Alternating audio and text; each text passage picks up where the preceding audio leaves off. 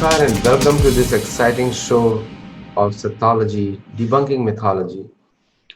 Today I'm going to speak about an ancient historical narrative on a very famous river from India, Saraswati. Greeks refer to her as Harakswati, and because they couldn't say S properly, and the Romans call it with a similar name, but a Herexana, something like that they refer to as. So these are the different names of Saraswati, which is in the Western as well as now in India is called Saraswati, and she has been revered. I mean, there are many documentaries there. How did she come and where is she disappeared and is she found again? Recently in Rajasthan and some places in Haryana, they said she has reappeared. So people have been intrigued over the years.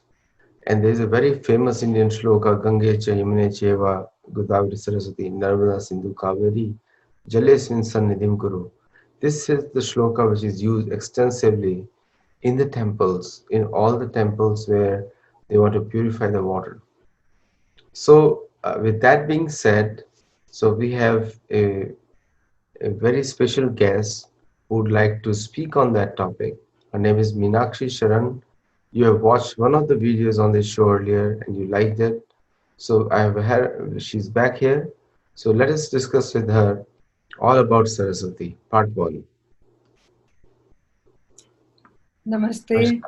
Welcome. And namaskar to everyone. Thank you for having me over again, once again. So this is River Saraswati has been a big historical figure for India or that region, I would say, because it slightly flows into other countries as well, which were partitioned from India. Yes. So, what is the origin of this river or the historical narrative of this river? Um, well, if you would allow me, I'd just like to start from here.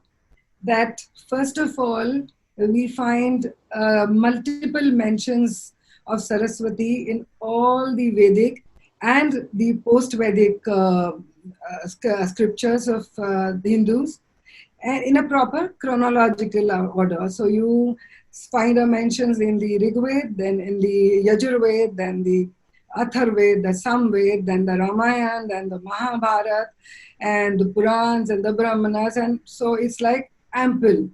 And if we were to say that and these are like all describing her, not just her descent on the earth, but also her riches, her course, her flow, the areas she flowed into, how she merged into the sea, and what was the purpose of her coming down to the earth.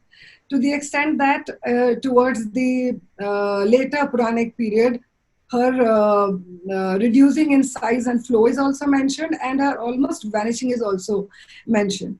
So actually, the scriptures say Brahma Kapal, which is the Himvan, which is the Kailash Mansarovar. That is where she actually originates from.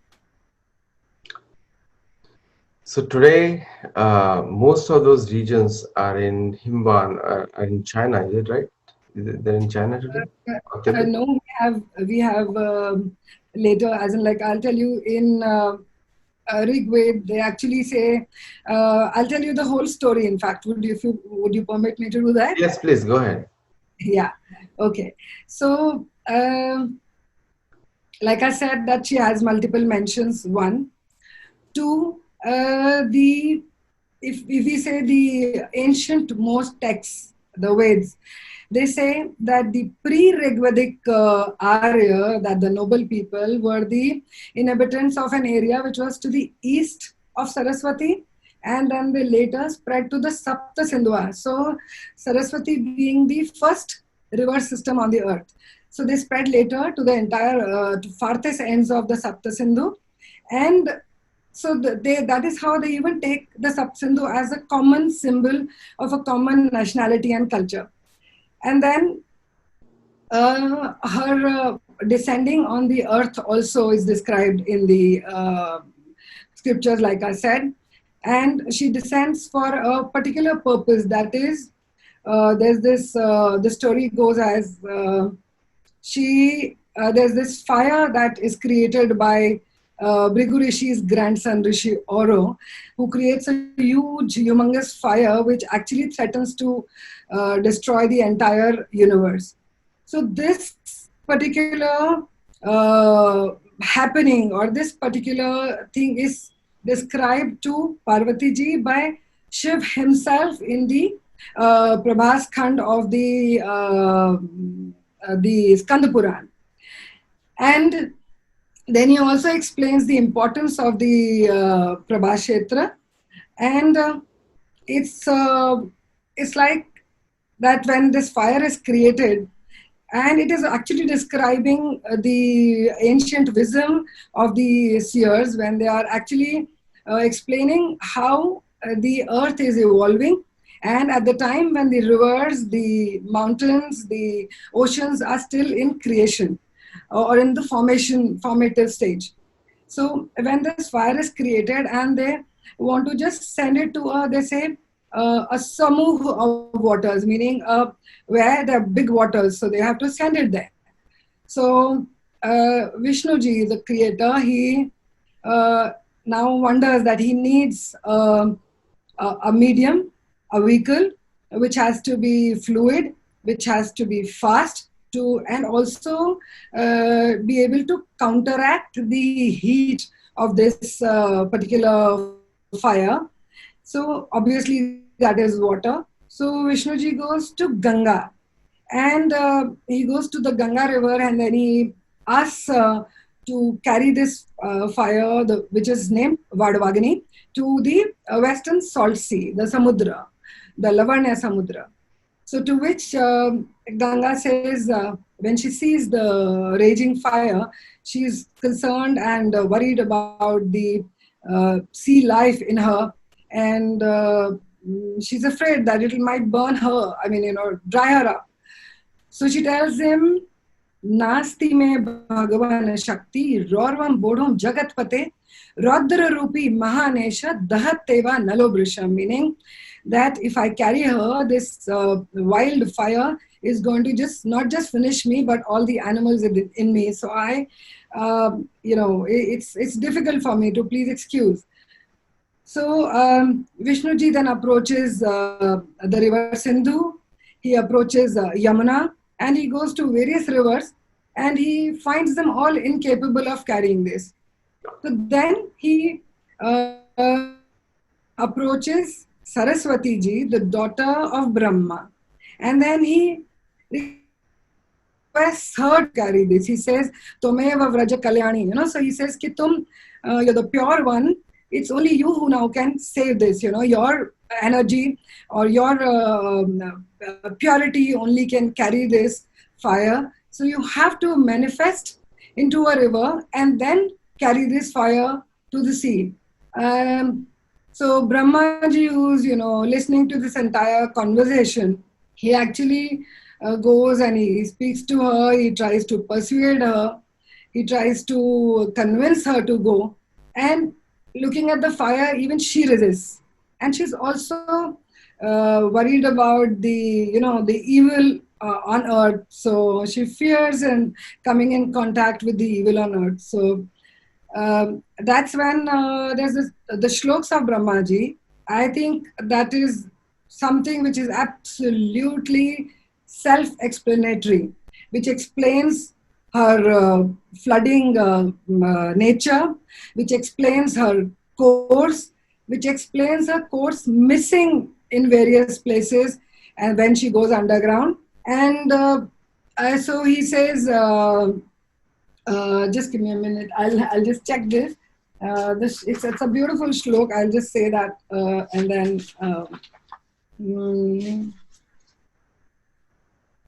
he says,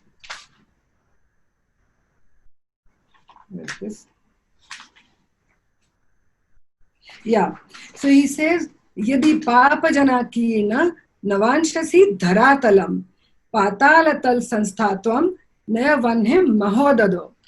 So, and then he says, ग्राहदंडिम संपूर्ण निमित्तक नक्र गणयुत हसंती च महादेवी फेनोदे सर्वतो दशम भित्वा वेगा ध्वरा पृष्ठम Dwara Prishtam Pravishthata Mahitalam.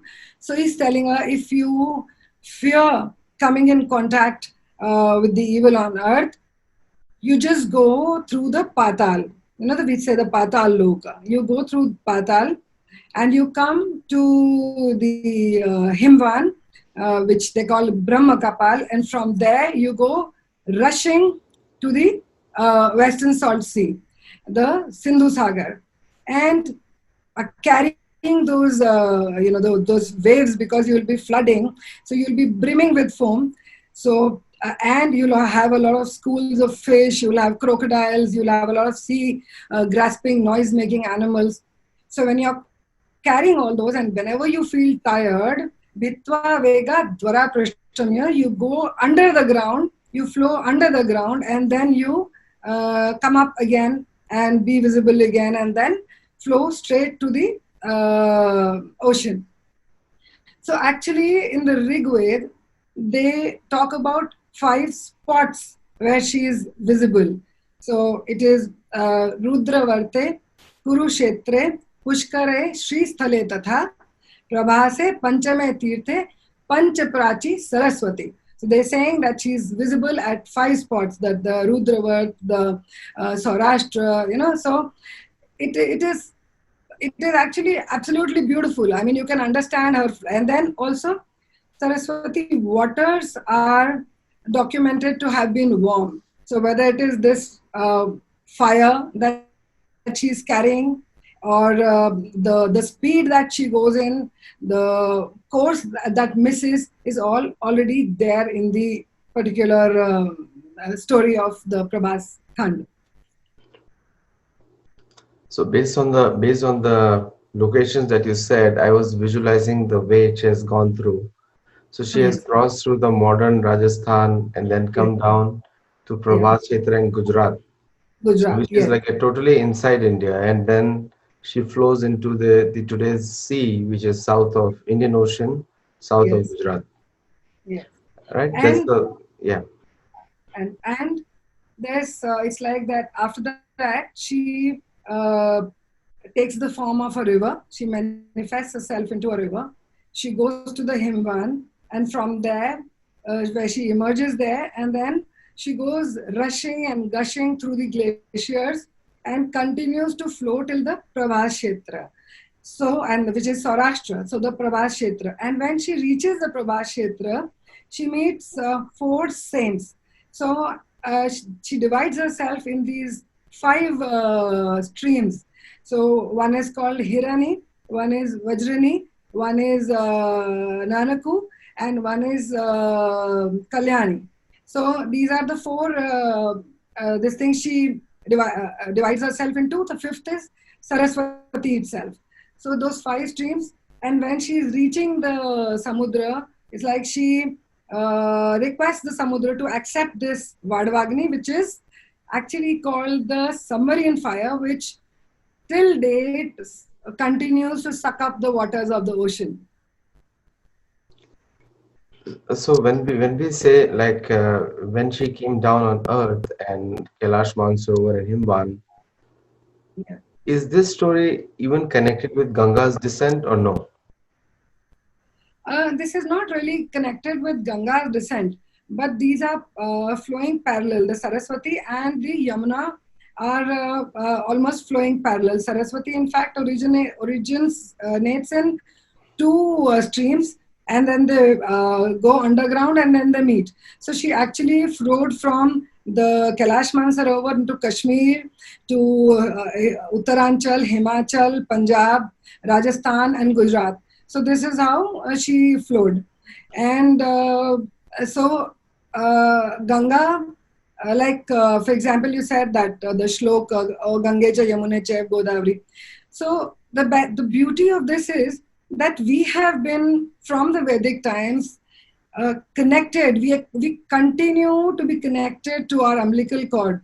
So those the shlok of the 10th mandal, the Nadi Sukt, which is a 75th hymn, actually talks about 10 rivers. Yeah. So which is Om Emami Gange Yamune Saraswati Shutudri Stoma Sachata Purushnaya Asiknaya Marudode Vitat Syarji Kiye Sharnuya Sushomaya.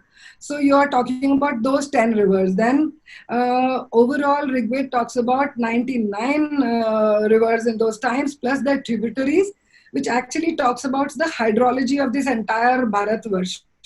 Then Rigved talks about 22 major rivers, then these 10 rivers which are there in the Nadi Sutra. And they say that Yamuna is to the east of Saraswati, and Yamuna is to the east of Saraswati, and when Saraswati is flowing, she's in the east, and Sindhu is in the west, and there are 5 rivers that flow in between her. Between both of them. So when Mandakini Ganga comes down to earth through Bindu Sagar, which is next to Kailash, we call it Mansarovar also sometimes. I think they are 2 different lakes, but the actual name is Bindu Sarovar. Yes. Now when she comes down on the Bindu Sarovar, then it divides into 7. 3 go east and 3 go west. And then you have 1 follows Bhagirath. This is how the 7 rivers are formed when she descends. And with the Saraswati, it seems to be, based on what you are telling me, a different river other than those 7. And so there, when it comes down based on from whatever pramana that you are given from the Brahma's perspective, so the Brahma also is the person who inspires Bhagirath to have Ganga come down, and Brahma is inspiring for Saraswati also to come down. So both the rivers are inspired or invited by him as all of material father. So are these 2 different ones? Like Saraswati is a different story than Ganga, or they're both the same? Yes, they're both different stories. But when we come to talk about Ganga, I think then we'll talk about that. And I think I'd like to really,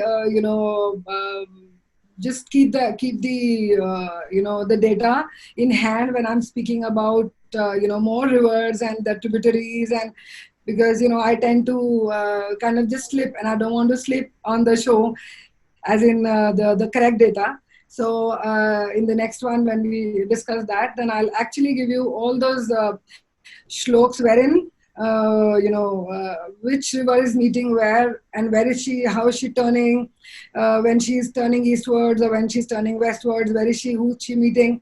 So, all that and all. There's so many of our tributaries. For example, Gaggar, then they say Gaggar is Saraswati, but Gaggar is a tributary of Saraswati, in the Kurukshetra area. So there's a lot that has to be very carefully, talked about. So now, you said something very interesting, that the rivers of Saraswati are warm. Yes, and water. And it's a warm water. So have you been to any of these sites and checked them, the temperature and anything? Have you any chance? No, I haven't really done that. Just to share with you, like, since I'm into Odissi dance and music as well. So I've been watching, from the childhood, that for every program or every function, you'll have a Saraswati Vandana.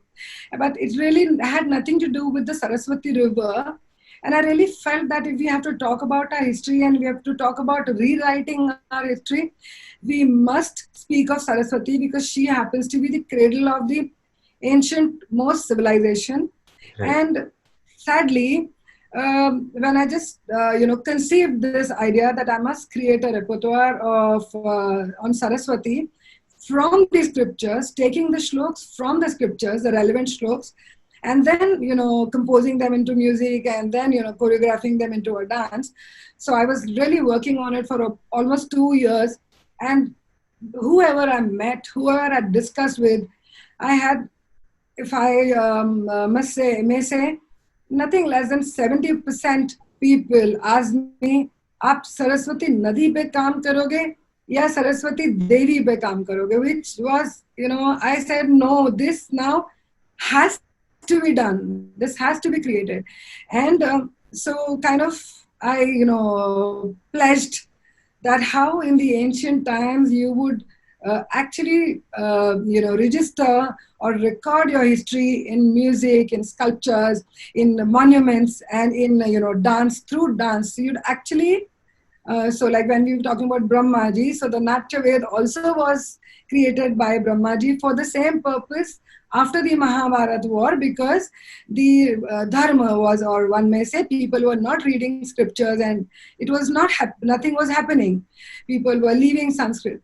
So that's how, when he created this, he took, material from all the four Veds and created the Natya Ved. So with the mudras, with body postures, with your expressions, you actually depict a shlok. So the Brahmins would recite the shlok and the dancers would actually depict. And those dancers would be actually devoted to the Isht or to the deity of a particular mandir, which unfortunately was tagged as, a bad tag on the Devdasis and all that. We could discuss that also someday. So I just pledged that I must revive this, uh, two things. One, Saraswati, and use the medium of dance to do it. And so when I was speaking to the children also, even then, children had no clue that Saraswati was ever a river. So this is how this all started. No, there are a lot of information hidden from the world, from Yes. India, and Saraswati information is one such thing. Yes. Many historians have commented on River Saraswati, which is even the Greeks have commented, and we recently corrected the dates of the Greek when the Greeks came there. Chandragupta Maurya came almost. It doesn't coincide with the Yes. theory of Abrahamic theory of Jesus. Yes. So Chandragupta Maurya was almost 1300 years before Jesus. Yes. And so at that time, Saraswati was freely flowing because this river is mentioned in Mahabharata extensively. Because when Yudhishthir goes to the west, then he Yes. hangs on Saraswati river, which is flowing horizontally east and then turns very south, horizontally Yes. west and then south. It goes down. So it does flow through Kurukshetra and goes down significantly, like you said, 5 places. So that historical relevance is there, but connecting Saraswati Devi to Saraswati River, do you think there is a connection there?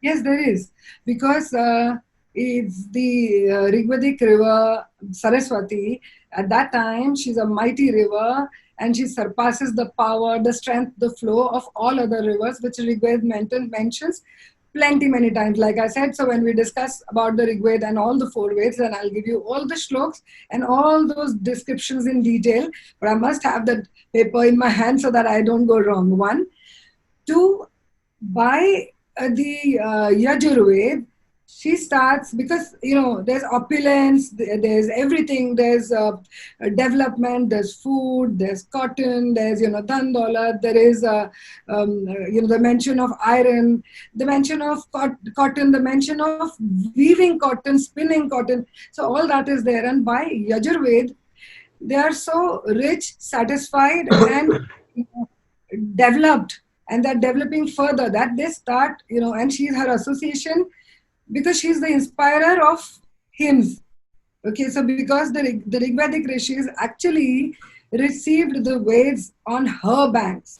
So all the revelation of the Veds happened to them, all the sciences and all developed on her banks. So Rishi Vashishta, Valmiki, Vyasa, they all had their their ashrams on her bank. So because of her, and she was the inspirer of their hymns. So because of being constantly in connection to Dio, intellect. So That is how Buddhi say, intellect says. She was called Vak Devi, also the Devi of speech. And then Speech. obviously, yes. So she comes to be worshipped like a Devi by the Yajurved. So the entire verses in Rig Ved are talking about her flow, her attributes, her riches and everything, and the developments. And Yajurved is talking of her as a Devi.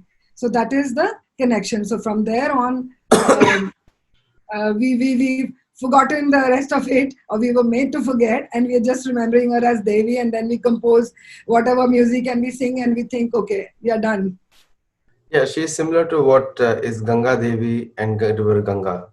So Yeah. Saraswati Devi and River Saraswati. So I think these in our culture, in Vedic culture, I think these are Devis first, and they have Yes. descended as river to provide Yes. life to other Yes. people. Yeah.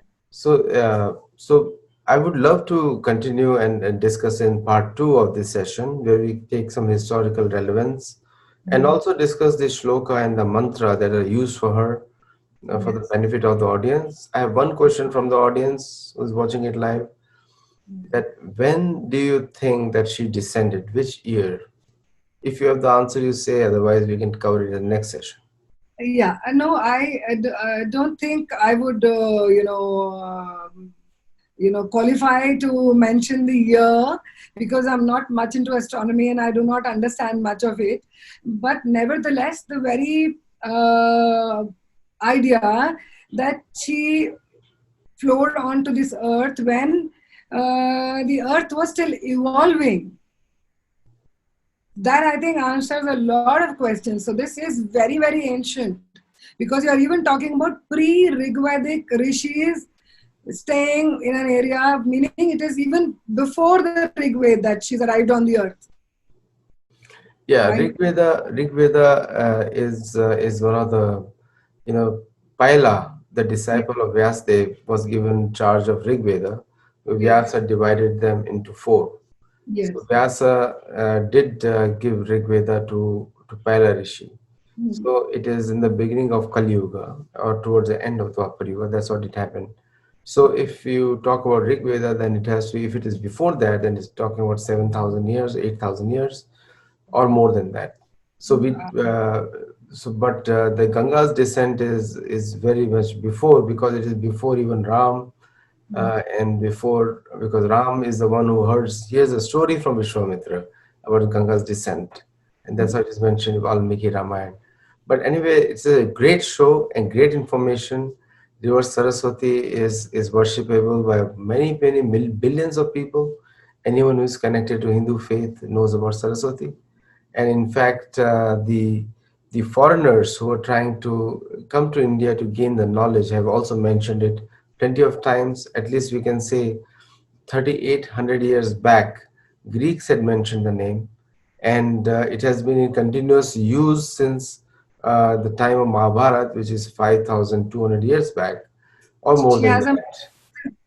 she has a mentions in Ramayana as well, In and Ramayana as moreover, well. yeah. And moreover, she's worshipped in China. She's worshipped in Japan, in Burma, in Thailand, in Vietnam, in Cambodia, and in Cambodia, she is called Bharti, which happens to be the first name of Saraswati. Even before Saraswati, she's called Bharti. Yeah, because the Sanatan Yeah. culture, Vedic culture, was spread all over the Southeast Asia. So right from Yes. Cambodia till India, and the only people who left out or deliberately deleted is the Yavanic countries on the west of India. So Yes. thank you so much. The time is up for our link, and then thank you for coming on the show today. We'll definitely have this second show of the same series, and we'll discuss more such cultural symbols there. Thank you very much, Meenakshi ji. Thank you And very the much. audience, keep watching, keep subscribing. I look forward to see all the wonderful videos we're putting out.